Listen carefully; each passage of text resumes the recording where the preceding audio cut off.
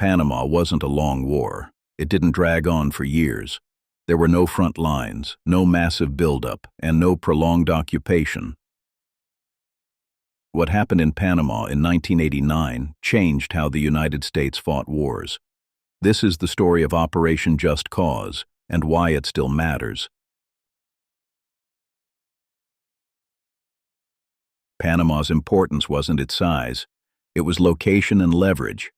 The Panama Canal was, and still is, one of the most critical strategic choke points on Earth. Any instability around it wasn't just a regional problem. It was a global one. By the late 1980s, Panama's leader, Manuel Noriega, had become increasingly unpredictable. Once a U.S. intelligence asset, he had turned into a liability tied to drug trafficking, political repression, and open defiance of U.S. pressure. When Panama's government voided election results and Noriega escalated confrontations with U.S. forces, Washington stopped seeing the situation as diplomacy. It became a credibility problem. Wars don't start on the battlefield. They start in conference rooms.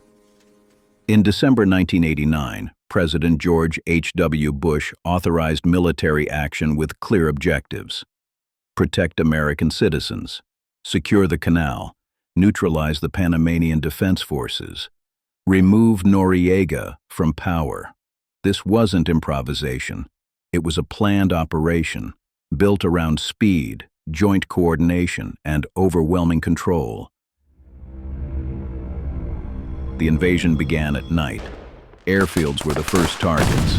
Control the runways, and you control the country.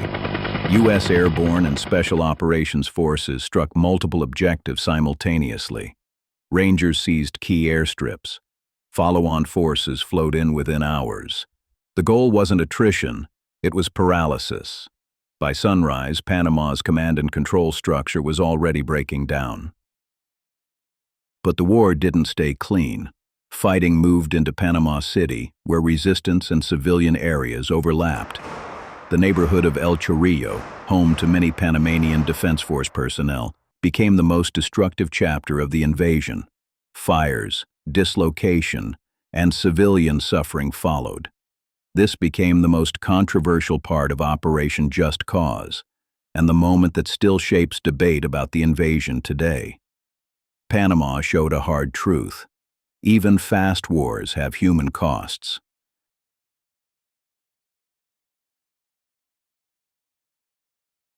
With organized resistance collapsing, the mission shifted. This was no longer a battlefield campaign. It became a manhunt. Noriega went into hiding. Instead of leveling buildings or launching raids, U.S. forces applied pressure, isolation, psychological operations, and relentless presence. Loudspeakers replaced gunfire. Time replaced force. In January 1990, Noriega surrendered. There was no final firefight, no last stand. The invasion ended the way it was designed to, decisively and quickly. Operation Just Cause lasted days, not months. Roughly 27,000 U.S. troops participated. Casualties were limited compared to historical invasions. Most combat forces withdrew rapidly once objectives were achieved.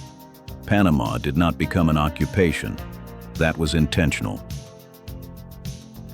Panama wasn't just about Noriega. It was about proving that post-Cold War U.S. military reforms worked. Joint operations, airfield seizure, rapid deployment, clear objectives, defined exit. The chaos exposed in Grenada was gone.